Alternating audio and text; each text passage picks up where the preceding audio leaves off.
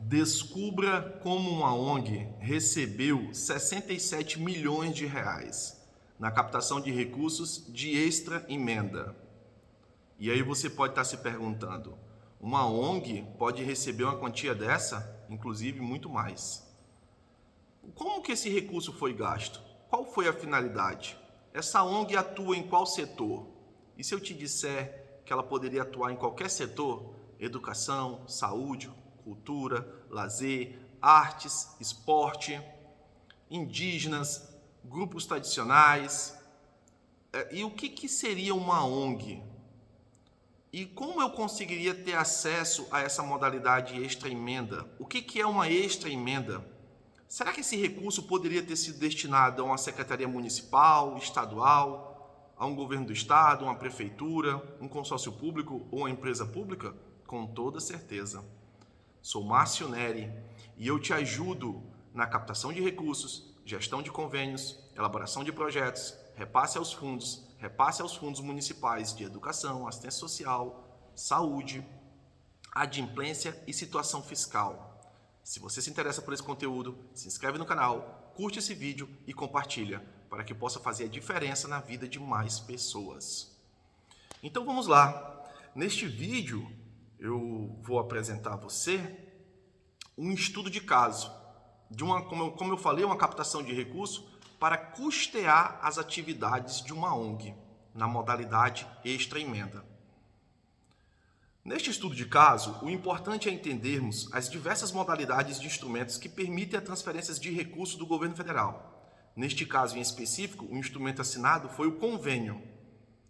E o recurso foi destinado através do orçamento de extra emenda para educação em saúde das famílias pobres, na prevenção da morbimortalidade infantil, através da ONG Pastoral da Criança. Bem, antes de iniciar, é importante frisar e deixar claro que tudo que vai ser colocado nesse vídeo, a intenção aqui é que você entenda que é possível realizar uma captação para a sua entidade, seja pública ou privada. Que é possível realizar uma captação, por exemplo, não somente para novos projetos. Muitas das vezes, quando nós pensamos em captação, pensamos em novos projetos, construir algo novo, reformar algo, ampliar alguma coisa, adquirir um equipamento, custear uma atividade de uma nova ação. Mas e se a ação que você já realiza na sua secretaria, seja ela qual for, ela não tem um custo? Você não tem ali uma folha de pagamento, você não tem despesas com pessoa jurídica, física, você não tem ali despesa com água, luz, telefone, talvez o local onde você esteja seja alugado, então tem uma despesa do aluguel, talvez você não tenha veículos à sua disposição e tem que alugar veículos. E se eu te disser que você pode captar um recurso para esse custo que você já tem? Pois, se esse custo que você já tem, a finalidade dele é atender uma necessidade da população, uma necessidade das famílias de baixa renda, é de interesse público, com toda certeza você pode captar um recurso para esta finalidade. Para suprir as necessidades desse custo que você já tem, ou até para ampliar esse custo. Então, muitas das vezes, uma secretaria municipal, e olha que o estudo de caso é sobre uma ONG, mas esse mesmo recurso que foi destinado a essa ONG, ele poderia ter sido destinado para qualquer ente, público ou privado. Então, em muitos casos, você já executa uma ação, mas você, com o recurso que você tem, ele é tão pequeno que a ação ela não abrange, ela não alcança todo aquele potencial que ela poderia alcançar. E aí você precisa de mais recurso, mas você é um secretário e você não consegue mais recurso da prefeitura, porque a sua prefeitura não tem assim uma fonte de receita tão alta. A maioria dos municípios do Brasil, as prefeituras dependem do FPM, que é o repasse do governo federal a elas. A grande maioria vive isso. E aí como é que você consegue resolver, como é que você consegue sanar problemas, como é que você consegue atender o anseio da população, como é que você consegue realizar as promessas que foram feitas durante a campanha, que você ia executar diversas ações, se você não faz um trabalho de captação de recursos, de gestão de convênios, de elaboração de projetos, verifica os repasses aos fundos. Os principais fundos são saúde, educação e assistência social, mas qualquer secretaria pode tornar-se um fundo. Você não verifica a sua situação de adimplência e fiscal, porque dependendo da captação isso vai ser necessário. Então você começa a entender que eu consigo resolver o problema da população. O que está faltando para mim aqui é conhecimento. O que me falta aqui é entender como tudo funciona, para que eu possa saber onde e de que forma eu vou conseguir esses recursos, porque os recursos eles existem. Esse estudo de caso é uma prova também a mais disso. Eu já publiquei no meu canal outros estudos de casos, apenas com essa finalidade, uma finalidade informativa. E todas as informações que eu vou colocar aqui, que eu vou passar a você, essas informações são informações públicas e estão todas no portal da transparência. Então vamos lá. Descubra como a ONG recebeu 67 milhões na captação de recursos de extra emenda. Acho que a primeira pergunta talvez sua seja, o que é uma ONG? Será que eu trabalho numa ONG? Será que eu conheço uma ONG? Eu não sei o que é uma ONG, eu não tenho certeza. Porque eu acho que ONG é só aquela entidade que tem o nome ONG. ONG Brasil, ONG Animais, ONG não sei o quê. Não tem nada a ver. Uma ONG, uma OCIP, que é um credenciamento dado pelo Ministério da Justiça, uma OSC, que é o novo termo adotado pelo marco regulatório, mas muitos ainda chamam de ONG, por isso que eu adotei falar como ONG, ou o terceiro setor, porque existe o primeiro setor, que é o setor público, o segundo setor, que é o setor privado, e o terceiro setor, que é o setor das organizações não governamentais. Enfim, seja o nome que for, desde que seja uma entidade privada sem fins lucrativos, pode ser uma cooperativa, uma associação, um instituto, uma fundação, uma confederação, ou uma federação, uma Santa Casa de Saúde, ou uma casa de saúde, um hospital, e por aí vai.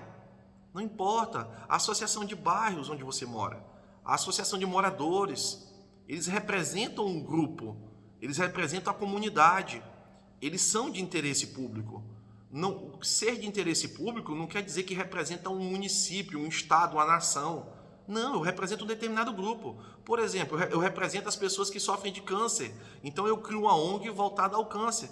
E essa ONG que é voltada a trabalhar o atendimento das necessidades desse grupo dela, que são pessoas que sofrem da doença câncer, ela poderia, por exemplo, ter recebido esses 67 milhões aqui.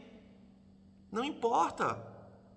Não é porque a ONG é da saúde que ela recebe mais, a ONG do esporte receberia também a mesma coisa. Mas como, Márcio, eu consigo fazer essa captação? E você falou de extra emenda. O que é uma extra emenda? Nós sabemos que o governo federal ele tem 31 modalidades de fazer transferências de recursos. 31. Inclusive de recursos e não recursos, porque existe transferência que não é recurso. E as emendas parlamentares são uma modalidade.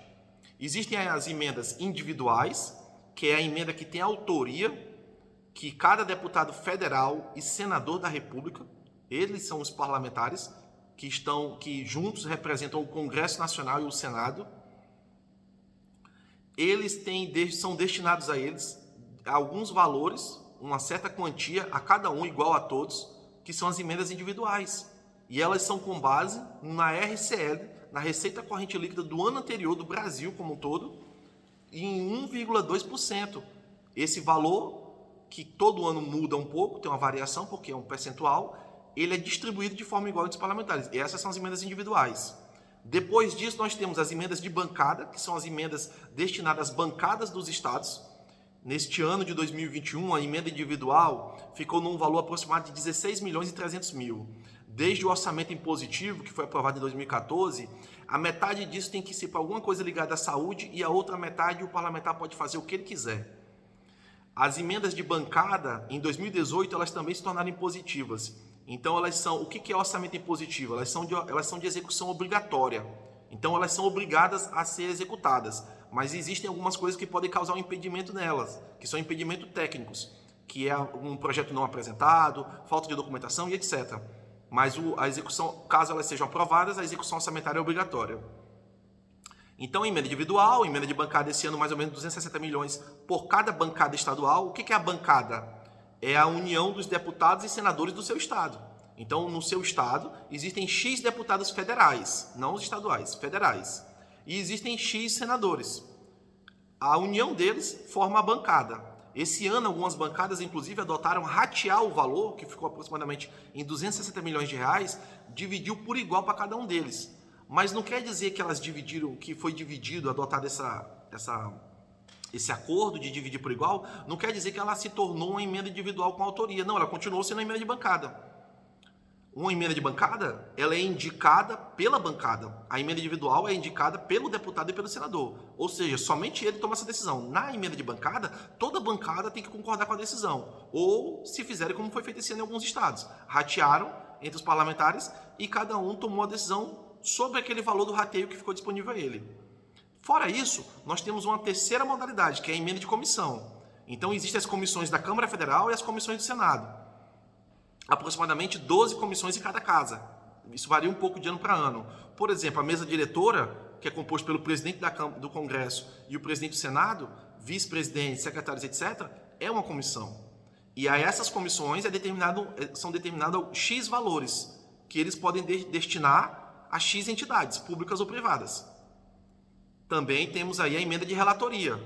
É o relator do orçamento, que pode ser um deputado federal ou um senador. Esse ano, o relator do orçamento 2021, do OGU 2021, foi um senador do estado do Acre, mas o orçamento do OGU 2022 vai ser um outro senador ou um outro deputado.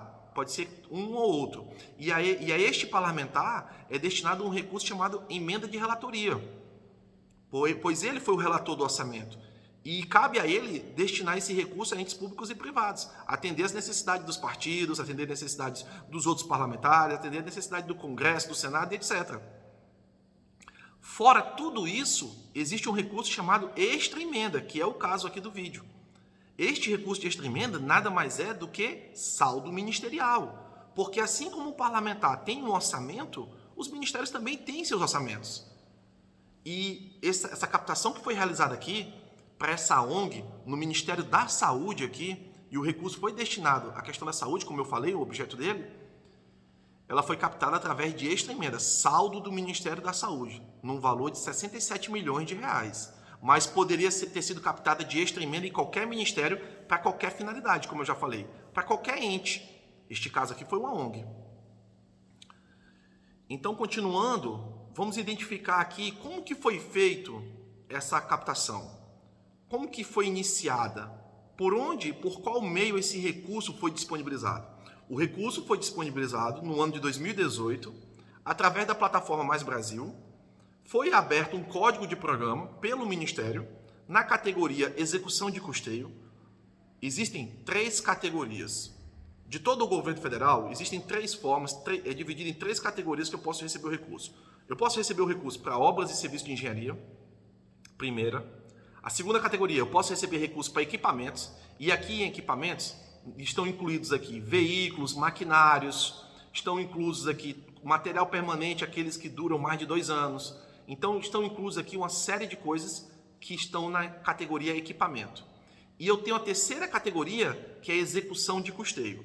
O que é essa categoria? É material de consumo, pagamento de folha de pagamento, de serviços prestados por pessoa física e jurídica, é para custear a minha atividade. Veja bem, o que é interessante saber aqui nesse estudo de caso, agora já nesse momento, é que essa ONG, quando ela captou esse recurso, ela não criou um projeto novo.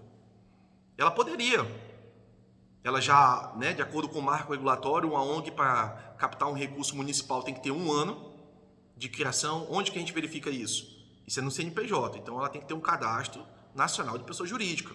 E lá vai estar enquadrado se ela é uma associação privada, o que ela é. Ela tem que ser uma instituição privada, não importa qual, e tem que ser sem fins lucrativos. E ela tem que ter no CNPJ no mínimo 1 ano para receber recurso, captar recurso municipal. De acordo com o marco regulatório, uma lei de 2000 e... eu não lembro agora o ano, mas... enfim. Para captar recurso estadual, ela teria que ter ali 2 anos de CNPJ. Para receber recurso federal, ela teria que ter 3 anos de CNPJ. E logo à frente, o marco regulatório, ele abre uma exceção a essa necessidade. Então, eu poderia muito bem fazer uma captação para uma ONG dessa que não tivesse 3 anos, mas conforme a exceção dele, é desde que ninguém mais tenha apresentado um pedido para aquela mesma finalidade. Mas essa é uma discussão para um outro vídeo. Então, neste caso aqui, como eu estava falando, essa ONG ela poderia ter captado um recurso para um novo projeto, mas ela captou para algo que ela já executava. Então ela já tinha execução das ações e ela precisava de um recurso para fortalecer essa execução, ou até ela poderia até estar sem recursos de várias finalidades, com a ONG pode receber recursos, doações, etc e tal, de fundos perdidos, etc. Ela poderia estar até sem recursos para continuar na execução dessas atividades. Então ela não pensou em algo novo, ela pensou em captar um recurso para fortalecer aquilo que ela já fazia, e foi o que ela fez aqui, essa ONG. E aí a qualificação da proposta no programa foi proposta de proponente específico do concedente, o tipo de instrumento, que podem ser quais os instrumentos através da plataforma Mais Brasil, que é a plataforma de transferências voluntárias do governo federal. Pode ser um convênio, um termo de convênio, um termo de compromisso, um termo de cooperação, um termo de colaboração, um termo de fomento ou um termo de parceria. Existem 7 tipos de instrumentos. E o programa foi disponibilizado no dia 8 de março de 2018, finalizou no dia 8 de abril de 2018, ou seja, ficou um mês aberto e estava disponível para qualquer ONG de qualquer estado do Brasil. Ok. E ela foi lá e apresentou o cadastro. A ONG, como eu falei, já falei no início do vídeo, é a Pastoral da Criança, sediada no Paraná. Uma associação, a natureza jurídica dela é associação privada e ela foi criada em 1995. O objeto do convênio é um projeto de intervenção estratégica da União para a educação em saúde das famílias pobres na prevenção da morbimortalidade infantil e materna. O valor foi um valor de R$ 67.283.376. A contrapartida foi zero. A entidade privada sem fins lucrativos, ela não precisa arcar com contrapartida financeira. Ela não precisa, ela não é obrigada. Ela poderia, mas ela não é obrigada. Uma entidade pública, uma prefeitura, um governo do estado, uma secretaria municipal, uma empresa pública, um consórcio público, etc., ela, dependendo de cada caso, ela também não precisa, e para cada caso tem que ser estudado isso aí, porque vai depender de vários fatores, como população, região, etc., que vai ter o cálculo do percentual de contrapartida mínima exigida. Então, por exemplo, no ano de 2021, municípios, de forma geral, municípios até 50 mil habitantes, a contrapartida mínima é 0,1%. E a máxima também está lá informada, é 4%. E qual é o documento? Onde está escrito isso, Márcio? Na LDO. Todos os anos a LDO ela traz essas regras. A Lei de Diretrizes Orçamentárias do Governo Federal. E se fosse, por exemplo, se fôssemos aplicar aqui para um município de até 50 mil habitantes 0,1%, de 67 milhões de reais, esse município teria que arcar com a contrapartida de 67 mil reais, entendeu? Olha só como é favorável a captação de um município. E aí a proposta foi cadastrada no dia 15 de março de 2018 e foi aprovada 7 dias depois. Ela já foi cadastrada com toda a documentação, termo de referência, tudo aquilo que o Ministério exige, e no dia 22 de março de 2018 ela foi aprovada. Ou seja, a vigência dela iniciou no dia que ela foi aprovada, no dia 22 de março de 2018. E foi colocado que a vigência dela seria até 31 de dezembro de 2021, no final desse ano que nós estamos. Ou seja, a ONG, de acordo com o projeto original, ela captou um recurso de 67 milhões para serem gastos em 3 anos e meio. Olha só isso. Quanto custa todo o custeio da sua secretaria por ano? As despesas da sua secretaria, seja municipal, estadual, ou de assistência social, ou esporte. Quanto seria para custear a sua secretaria no que você já faz hoje durante 12 meses, dentro do ano financeiro, de janeiro a dezembro? Quanto custa para custear, quanto representa as despesas da sua ONG, das atividades que você já pratica e já realiza agora, nesse momento? Qual é o valor que representa essa despesa de janeiro a dezembro, dentro do exercício financeiro? Você percebeu agora? Você pode fazer uma captação de recursos para suprir essa necessidade do que você já executa ou para ampliar esses serviços que você já executa através de diversas modalidades. Por isso, eu, Márcio Neri, eu te ajudo na captação de recursos, na gestão de convênios, na elaboração de projetos, nos repasse aos fundos municipais de saúde, educação, assistência social, com relação à adimplência e situação fiscal.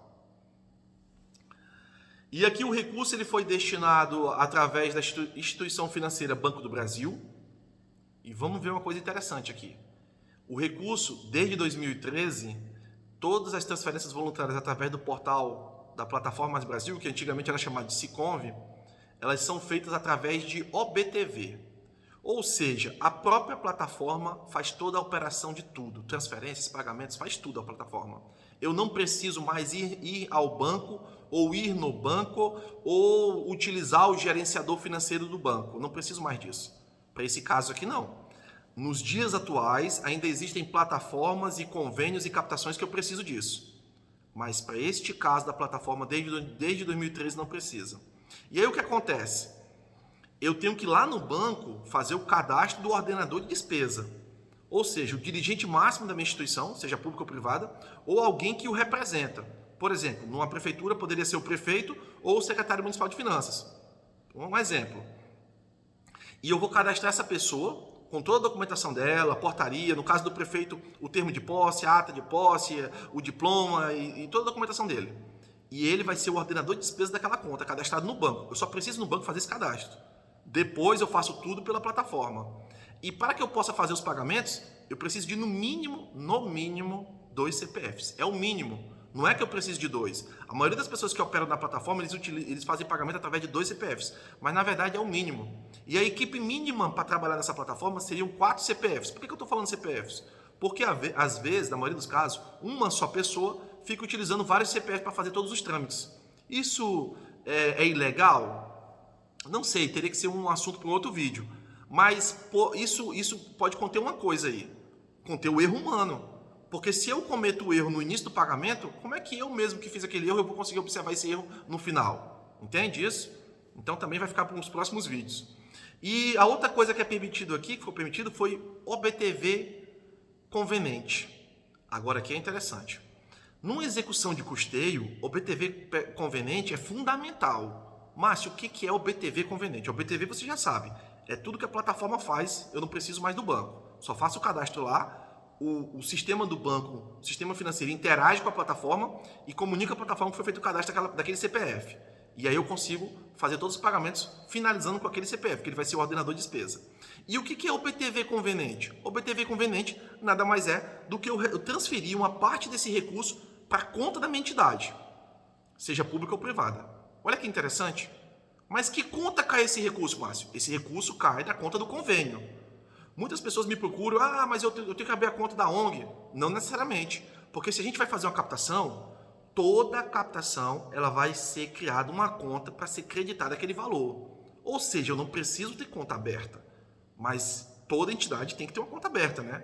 Todo CNPJ tem que ter no mínimo uma conta aberta, disponível para movimentação, a não ser que a entidade não exista ou não faça nada de fato. Então, nesse caso aqui, o OBTV conveniente é fundamental na captação de recursos de execução de custeio. Por quê? Porque eu posso transferir recursos, valores da conta desse convênio para a minha conta. Para quê? Está previsto em lei. A 507, ela assegura isso, a Portaria Interministerial 507 de 2011. Por que eu transfiro um recurso da conta do convênio para a minha conta? Para pagar certos pagamentos que eu só consigo pagar com a minha conta. Água, luz, esgoto, telefonia celular, telefonia fixa, conta de um portal de internet, IPTU, IPVA. O meu recurso estou captando ele e uma parte da execução dele eu vou fazer internacional, eu vou realizar ele em outros países e pode ser feito isso. Isso pode ser um assunto para o próximo vídeo. E aí eu preciso fazer uma conversão de transformar do real para o dólar, para o euro. Olha só, que interessante. Porque a pessoa que vai estar ali executando aquela ação para mim no outro país, ele precisa receber o recurso, o dinheiro. E lá naquele país a moeda pode ser o euro, pode ser o dólar, não importa qual for. Mas eu não consigo fazer isso pela plataforma, eu tenho que transferir uma parte desse dinheiro, vamos dizer assim, para a minha conta. E na minha conta eu consigo fazer essa operação. Então, o OBTV conveniente para a execução do custeio é fundamental. E nós vamos entender aqui mais adiante no vídeo. Como é que foi executado isso aqui? Então, como é que essa ONG executou esses 67 milhões? Muitas pessoas acham que pela ONG ser uma entidade privada, mas ela é sem fins educativos, ela pode fazer o que ela quiser, da forma que ela quiser com o recurso que ali é destinado a ela. Depende. Se o recurso vier através de uma doação privada, do particular, tudo bem, mas o recurso aqui é público. Então, quando o recurso é público, a fonte dele é pública, eu tenho que adotar aqui as medidas, a legislação de recursos públicos. E qual é a principal delas? É a lei de licitações, a 866. Para este caso aqui, eu poderia ter feito cotação prévia, eu poderia ter feito pesquisa de mercado, dispensa de licitação, inegibilidade, eu poderia ter feito a licitação nas suas várias modalidades, convite, pregão, tomada de preço, etc., concurso, até subconvênio, né? Que subconvênio, o que é? Eu terceirizo uma parte daquilo que eu deveria executar a outra entidade, mas a ONG aqui, ela resolveu utilizar todo o recurso em apenas duas modalidades. Ela destinou a utilização dos 67 milhões até a presente data, apenas em duas modalidades. Dispensa de licitação, ou seja, ela contratou várias pessoas físicas e jurídicas ou compra de materiais através de dispensa de licitação ou licitação pregão eletrônico. Então, os 67 milhões tiveram seus contratos até a presente data, porque a captação aqui não encerrou, como eu falei, vai até 31 de dezembro de 2021. Até a presente data foi através dessas duas modalidades. Ok, então eu aprovei, eu apresentei minha proposta, foi aberto o programa, eu apresentei minha proposta, aprovei ela conforme o Ministério requer, foi feita uma análise. No caso aqui foi execução de custeio, é um termo de referência, junto com toda a documentação da minha entidade, seja pública ou privada, aprovei, tornou-se convênio, no caso aqui o instrumento assinado foi o convênio, de fato. Quando torna-se convênio e é uma execução de custeio, qual é o próximo passo? Tem projeto? Não, não tem projeto. O próximo passo agora é apresentar o processo licitatório, para que o Ministério possa fazer a análise dele e fazer o desembolso. E foi feita a apresentação do processo licitatório, como eu falei, nessas duas modalidades até a presente data, e foram vários processos licitatórios, não foi apenas um, foram diversos, e o Ministério fez os desembolsos. Então, em 2018, na conta desse convênio, para essa captação, foi creditado pelo Ministério 13 milhões e alguma coisa. Em 2019, teve créditos de 16 milhões, de 3 milhões e pouco, de 16 milhões e pouco, e em 2020 foi feito o último depósito de 16 milhões, até a presente data. Então, o que isso nos traz? Que todo o recurso foi pago em 5 desembolsos, que a gente chama de desembolso, depósitos ou desembolsos. E todo o recurso já está na conta do convênio e está sendo executado desde que foi dado o início à execução, quando foi apresentado os processos de execução e foi feito o primeiro desembolso. O primeiro desembolso foi feito no dia 19 de dezembro de 2018. Então, vamos recapitular aqui algumas datas que muitas pessoas me perguntam isso. A proposta foi apresentada no dia 15 de março de 2018, foi assinada no dia 22 de março de 2018, 7 dias depois. Ou seja, em março de 2018 foi tudo aprovado e foi dado início à vigência. Mas o dinheiro só caiu na conta em dezembro de 2018. Demorou aqui 9 meses para o dinheiro, a primeira parcela, o primeiro desembolso, de R$ 13.456.675,20 serem creditados nessa conta desse convênio. E aí sim poderia ter sido dado início à vigência. Veja bem, eu tive uma aprovação em março e o recurso só foi depositado, desembolsado em dezembro. Entre março e dezembro, mesmo eu tendo essa aprovação, eu não poderia ter executado nada. Eu não posso fazer nada antes de o recurso estar na conta, porque eu não tenho como fazer pagamentos de serviços, de coisas que são anteriores ao depósito do recurso, entendeu? E quando o recurso é creditado, eu também tenho um limite para utilizá-lo. E olha que isso acontece muito, esse erro. O que acontece? Quando o recurso é depositado na conta, eu tenho até no máximo 180 dias para poder utilizá-lo. Se eu não utilizá-lo, eu vou cancelar o meu convênio e ter que devolver o recurso. Entende? E se eu te falar que isso acontece muito, mas como, Márcio? Como é que eles esquecem o dinheiro lá? Não sei por qual finalidade. Mas acontece muito. Várias prefeituras, governo de estado e secretarias esquecem os recursos em conta por mais de 180 dias. E a lei diz que é no máximo 180 dias o recurso em conta sem ser utilizado. Ele tem que ser utilizado nem que seja R$1. Entende?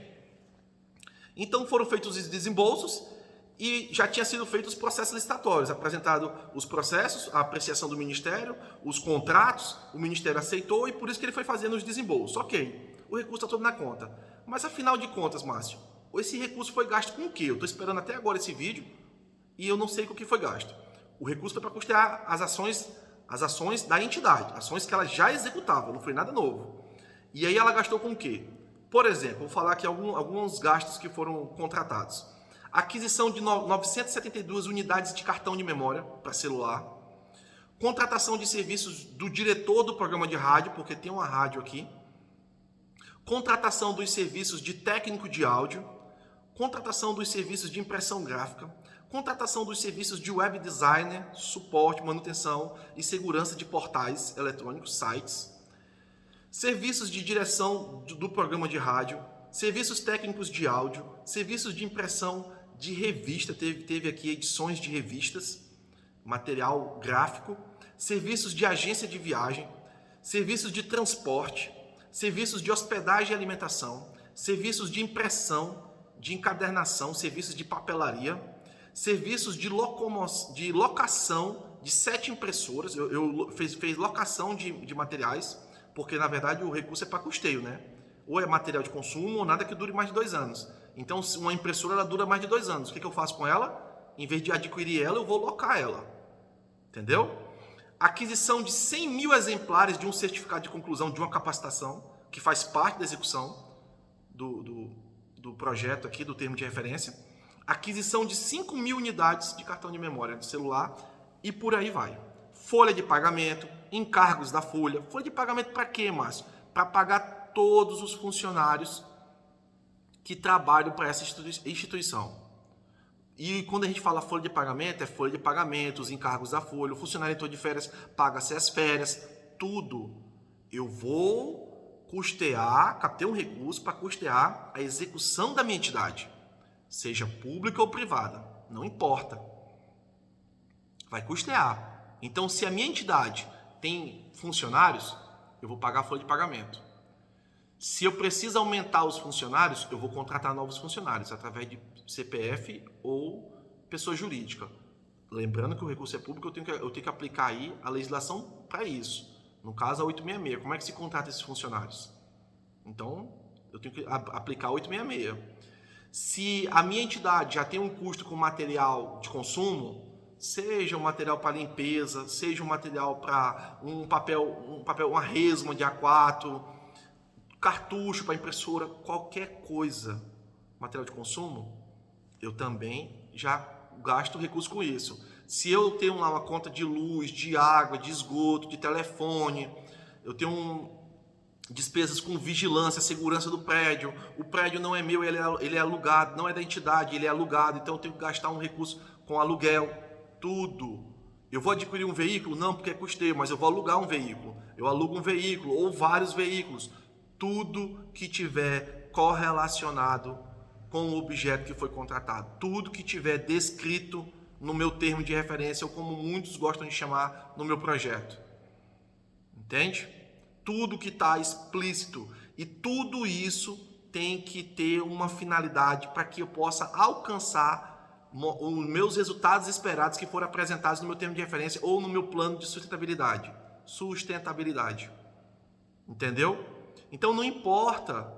É por isso que eu gosto de frisar que a captação aqui poderia ter sido por um ente público, uma secretaria municipal, de esporte, de cultura, de educação, de saúde, não importa. Mas, Márcio, a Secretaria Municipal de Saúde, ela já recebe repasse da saúde. Não tem problema.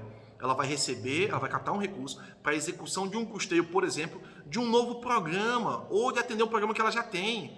Um novo programa. E nesse novo programa, Márcio, a Secretaria ela não tem médicos suficientes.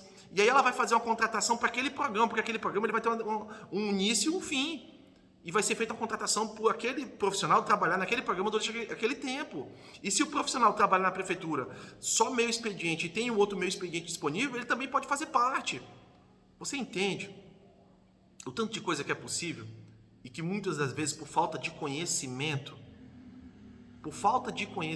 as pessoas não entendem o que é uma captação de recursos, o que é uma gestão de convênio, o que é uma elaboração de um projeto ou termo de referência, o que é um repasse ao fundo, ou repasse a um fundo municipal de saúde, educação e assistência social, como que funciona, o que é a adimplência e a situação fiscal de um ente, porque dependendo da captação, ele precisa estar regularizado com relação a isso, e também dependendo, ele não precisa, eu te ajudo.